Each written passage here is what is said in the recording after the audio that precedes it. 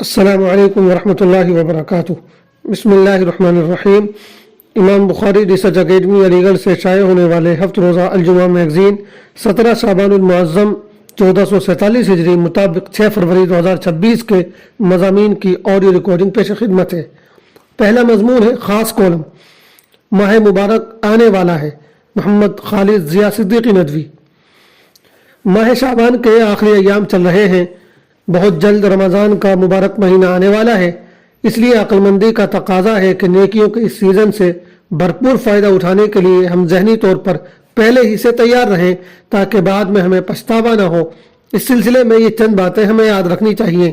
Number 1، رمضان کا مبارک مہینہ پانے کی دعا کریں۔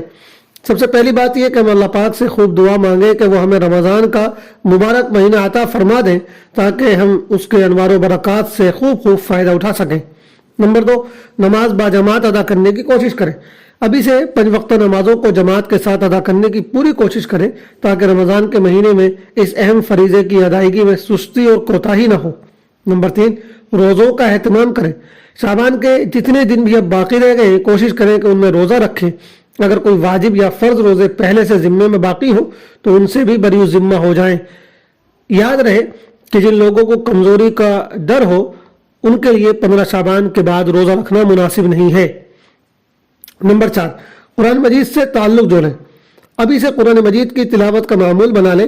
روزانہ کسی متعین وقت میں یا ہر نماز کے بعد کچھ دیر تلاوت میں ضرور گزاریں تاکہ رمضان المبارک میں ہمارا رشتہ قرآن مجید سے مضبوط رہے۔ نمبر 5، گناہوں سے توبہ کریں۔ گناہوں سے سچی پکی توبہ کر لیں۔ اب تک گناہوں میں جو زندگی گزری ہے اس پر ندامت کے آنسو بہائیں اور اپنے رب کے سامنے خوب روئیں، گڑ گڑائیں اور اس کو راضی کرنے کی کوشش کریں۔ ساتھ ہی آئندہ گناہ نہ کرنے کا مکمل ارادہ کریں۔ اسی طرح اگر حقوق العباد میں کوتاہی ہوئی ہو تو اس کی تلافی کی بھی کوشش کریں۔ نمبر 6، روزے کے احکام و مسائل کا علم حاصل کریں۔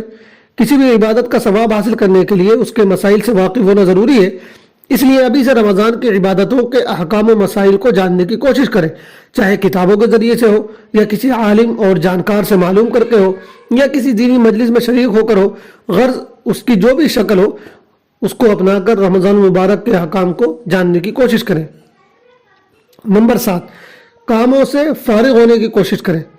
ہمیں شعبان ہی سے اس بات کی کوشش کرنی چاہیے کہ اپنی روزانہ کی ضرورتوں اور دوسرے ضروری کاموں کو ہم نپٹا لیں تاکہ رمضان کے مہینے میں زیادہ سے زیادہ وقت ہم عبادت کے لیے فارغ کر سکیں۔ نمبر 8، صدقہ و خیرات کا اہتمام کریں۔ ابھی سے صدقہ و خیرات کی عادت ڈالیں تاکہ رمضان المبارک کے مہینے میں زکوٰۃ ادا کرنے اور راہ خدا میں خرچ کرنے میں ہمیں کوئی پریشانی اور تنگی محسوس نہ ہو۔ نمبر 9، وقت کی حفاظت کریں۔ وقت کی قدر کرنا تو ہر وقت ضروری ہے، لیکن رمضان المبارک کی برکتوں اور رحمتوں سے مالا مال ہونے کے لیے وقت کی حفاظت کرنا اور بھی زیادہ ضروری ہے۔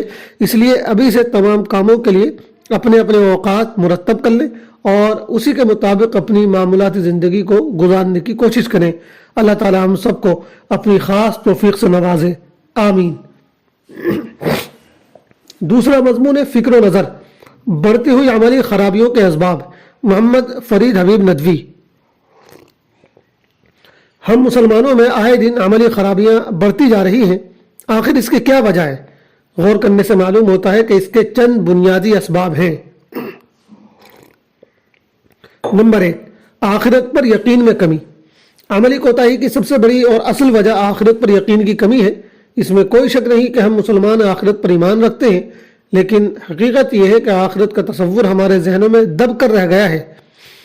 جب کسی طالب علم کے امتحان کی تاریخ متعین کر دی جائے تو وہ امتحان ہمہ وقت اس کے ذہن پر چھایا رہتا ہے۔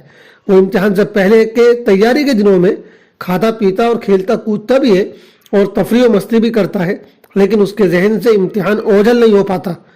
اس کا خیال ہر وقت تازہ رہتا ہے۔ آخرت کے عقیدے کے بارے میں ہم سے یہی مطلوب ہے کہ ہم سارے کام کاج کرتے رہیں، تفریح اور کھیل کود سے دل بھی بہلاتے رہیں، کاروبار اور ملازمت سے روزی روٹی بھی کماتے رہیں، لیکن آخرت کی یاد ہمارے خیال سے غائب نہ ہونے پائے۔ مگر افسوس کہ یہی ہر وقت کا یقین ہمیں حاصل نہیں رہا۔ ہمارے اور صحابہ کے درمیان اصل فرق یہی ہے کہ انہیں آخرت کا اس طرح یقین تھا جیسے دن میں سورج کے نکلنے کا ہوتا ہے۔ چنانچہ حضرت علی کا مشہور جملہ ہے کہ اگر جنت اور جہنم میرے سامنے لا کر رکھ دی جائیں تو بھی میرے یقین میں ذرہ برابر اضافہ نہیں ہوگا، اس لیے کہ میں انہیں بن دیکھے ہی اس یقین کے ساتھ مانتا ہوں جیسے کوئی کسی چیز کو دیکھ کر مانتا ہے، بلکہ میرا یقین اس سے بھی بڑھ کر ہے۔ دوسرا سبب امید زیادہ ڈر ختم۔ دوسری وجہ یہ ہے کہ ایمان خوف اور امید کے درمیان ہوتا ہے، دونوں میں توازن ضروری ہے۔ حضرت عمر کہتے تھے کہ اگر حشر میں یہ اعلان کر دیا جائے کہ سب لوگ جنتی ہیں، صرف ایک جہنمی ہے، تو مجھے ڈر لگے گا کہ کہیں میں ہی وہ نہ ہوں، اور اگر یہ اعلان ہو کہ سب جہنمی ہیں، صرف ایک جنتی ہے، تو مجھے امید ہوگی کہ شاید وہ اکیلا شخص میں ہی ہوں۔ لیکن بدقسمتی سے ہم مسلمان اللہ پاک کی رحمت کے جتنے امیدوار ہیں اتنا اس سے خوف نہیں کھاتے ہیں۔ ہم اتنے امید پسند ہو گئے کہ گناہ پہ گناہ کرتے رہتے ہیں، اور دل یہ امید پالتا رہتا ہے کہ اللہ تعالیٰ معاف کر دے گا۔ اللہ تعالیٰ کی رحمت والی صفات ہمیں یاد رہتی ہیں، لیکن اس کی وہ صفات ہم بھول جاتے ہیں جو اس کے غصے اور عذاب کو بیان کرتی ہیں۔ نمبر 3، شفاعت کا غلط تصور۔ تیسری وجہ ہمارے یہاں رائج شفاعت کا غلط تصور ہے۔ مسلمانوں کا ایک بڑا طبقہ یہ خیال کرتا ہے کہ ان کا امت محمدیہ میں ہونا ہی نجات کے لیے کافی ہے۔ بہت سے ایسے بھی ہیں جو سمجھتے ہیں کہ انہیں حضور صلی اللہ علیہ وسلم کی شفاعت ضرور حاصل ہوگی، کچھ سمجھتے ہیں کہ انہیں ان کے پیر و مرشد اور اللہ کے ولی بچا لیں گے۔ شفاعت کے اس غلط تصور نے بھی بہت نقصان پہنچایا ہے، حالانکہ قرآن و حدیث میں شفاعت کا جو تصور ہے وہ بالکل جدا ہے۔ پھر اس کی کیا گارنٹی ہے کہ جن لوگوں کو شفاعت حاصل ہوگی ان میں ہمارا نام لازماً شامل ہوگا۔ چوتھا سبب موروثی ایمان نہ کہ سمجھا ہوا ایمان۔ ایک بہت بڑی وجہ یہ ہے کہ ہماری اکثریت موروثی ایمان رکھتی ہے اور اسی کو ایمان سمجھتی ہے، یعنی جس کے والدین مسلمان ہیں اور جو مسلمان گھر میں پیدا ہو گیا وہ اس کو اپنے مسلمان ہونے کی دلیل سمجھتا ہے، وہ خود سے ایمان اور اسلام کو سمجھنے کی ضرورت ہی نہیں سمجھتا۔ حالانکہ یہ کوئی ضروری نہیں کہ اس دنیا کے رجسٹر میں جس کا نام مسلمان لکھا جائے اللہ کے یہاں بھی لازماً وہ مسلمان ہی تسلیم کیا جائے۔ اسلام کوئی پراپرٹی نہیں جو والد کی طرف سے از خود اولاد کے نام ہو جائے، بلکہ یہاں معاملہ یہ ہے کہ ہر شخص کو خود سے اسلام کو سمجھنا اور ماننا ہوتا ہے، والد کا سمجھنا اولاد کی طرف سے کافی نہیں ہو سکتا۔ تو موروثی ایمان بھی عملی کوتاہی کا بڑا سبب ہے۔ پانچواں سبب فضائل پر زیادہ توجہ۔ ایک سبب یہ بھی ہے کہ ہماری زیادہ تر توجہ فضائل پر رہتی ہے، وعیدوں پر نظر نہیں جاتی۔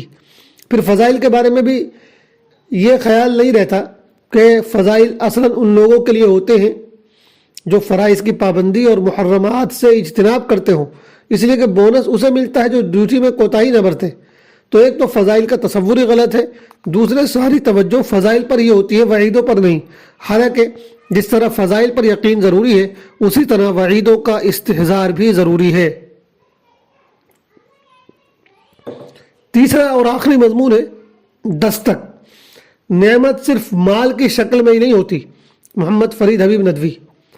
اللہ تعالیٰ نے ہم میں سے ہر شخص کو کسی نہ کسی شکل میں بہت سی نعمتیں دے رکھی ہیں، لیکن ہم دیکھتے ہیں کہ ہر شخص ساری نعمتوں کو بھول کر صرف مال و دولت کو اہمیت دیتا ہے، اور جب اسے لگتا ہے کہ اس کے پاس مال و دولت نہیں ہے جبکہ دوسروں کے پاس بہت مال و دولت ہے تو وہ پریشان اور مایوس ہو جاتا ہے۔ حالانکہ یاد رکھنا چاہیے کہ اللہ پاک کی نعمتیں صرف مال کی شکل میں ہی نہیں ہوتی۔ ہو سکتا ہے کہ آپ کے پاس مال کم ہو لیکن علم کی دولت ہو سکتا ہے کہ آپ کے پاس اچھی بیوی ہو، آپ صاحب اولاد ہو، آپ کی اولاد آپ کی فرما بردار ہو، آپ کے اچھے دوست ہو، آپ کو اپنے وطن میں ہی روزی کے مواقع حاصل ہو، سب سے بڑھ کر یہ کہ آپ تندرست ہو اور کسی بڑی بیماری سے محفوظ ہوں۔ تو یہ سب چیزیں بھی بہت بڑی نعمت ہے۔ اگر آپ کو مال کم ملا ہے لیکن اس کے سوا بہت سی نعمتیں حاصل ہیں تو یقین جانیے آپ بہت خوش نصیب ہیں۔ دنیا میں بہت سے لوگوں کو یہ نعمتیں بھی حاصل نہیں ہیں، اس لیے ہر حال میں اللہ کا شکر ادا کیجیے۔ پھر ایک ایمان والے کے پاس کچھ ہو نہ ہو، سب سے بڑی دولت ایمان کی دولت ہوتی ہے۔ اس لیے مال و دولت کے چکر میں زیادہ پریشان نہ ہوئیے، جو کچھ آپ کو حاصل ہے اس پر غور کیجیے اور خوش رہیے۔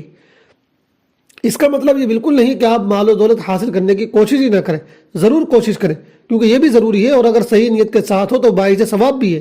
لیکن سب کچھ کرنے کے باوجود بھی اگر آپ کے پاس مال و دولت کم ہو تو پریشان نہ ہو، بلکہ یہ دیکھیں کہ آپ کو اور کیا کیا نعمتیں حاصل ہیں۔ اس طریقے سے آپ کو بڑا اطمینان حاصل ہوگا۔ والسلام علیکم ورحمۃ اللہ وبرکاتہ۔